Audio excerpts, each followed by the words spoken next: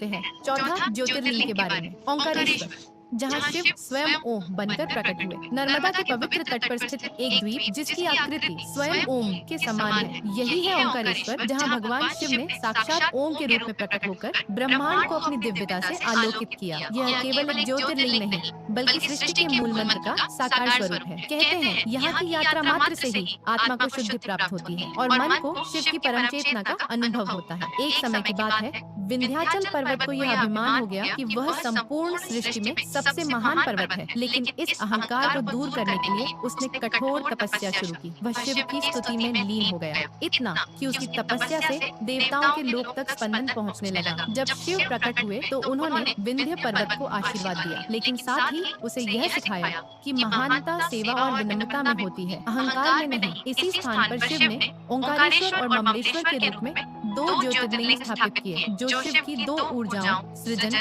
और संहार का प्रतीक है। चलिए ओंकारेश्वर ज्योतिर्लिंग का महत्व जानते हैं। यह एकमात्र ऐसा ज्योतिर्लिंग है जो नर्मदा नदी के बीच स्थित एक द्वीप पर प्रतिष्ठित है। मान्यता है कि यहाँ ओम मंत्र का जाप करने से साधक को सिद्धि प्राप्त होती है। यहाँ भगवान शिव को प्रसन्न करने के लिए ऋषि मुनि ध्यान और तपस्या करते थे और आज भी यह स्थान साधकों और भक्तों के लिए सर्वोच्च ऊर्जा केंद्र बना हुआ है। ओंकारेश्वर की अद्भुत विशेषताएं ये है कि यह मंदिर वास्तुकला का अद्भुत नमूना है, जहाँ पत्थरों पर शिव की लीलाएं उकेरी गई हैं। यहाँ नर्मदा परिक्रमा करने वाले भक्तों को विशेष आध्यात्मिक लाभ प्राप्त होता है। मान्यता है कि यहाँ जल अर्पित करने से जन्मों के पाप समाप्त हो जाते हैं, लेकिन शिव की लीला यही समाप्त नहीं होती। अब हम चलेंगे केदारनाथ, जहाँ स्वयं महादेव ने धरती पर सबसे कठिन परीक्षा ली और साक्षात पंचमुखी शिव के रूप में प्रकट हुए। केदारनाथ का रहस्य क्या है, जानने के लिए जुड़े रहिए इस दिव्य यात्रा में।